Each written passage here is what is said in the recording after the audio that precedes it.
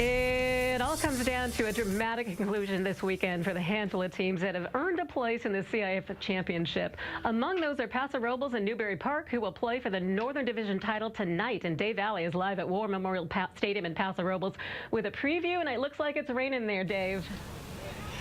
Yeah, hi, Paula. From a very wet and soggy Paso Robles. Boy, I got to tell you, the rain has been coming down here for about an hour or so. Well, we're going to have to wait and see how it's going to affect the contest, but it is going to be a very wet night. That's what we know.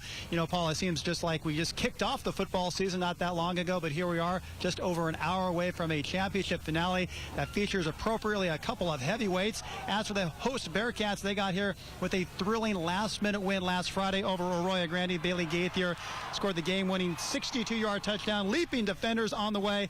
He scored that with just 42 seconds to go.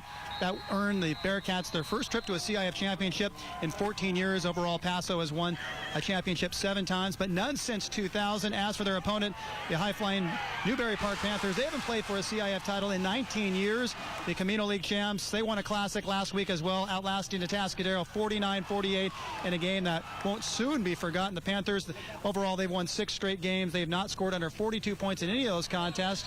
For the season, they're averaging 45 points a game. Paso Robles is averaging 41. So a lot of offense was expected in this game. We still might get it, but I got to tell you, this rain could play a big role. We're going to have to just wait and see. We're expecting about 6,000 fans here on hand in War Memorial Stadium. A lot of them have already arrived. If you can't make it out, don't worry. We'll have all the highlights, post-game reaction as well, coming up tonight at 11 o'clock. For right now, reporting live in Paso Robles, Dave Alley, KCOY 12, Central Coast News.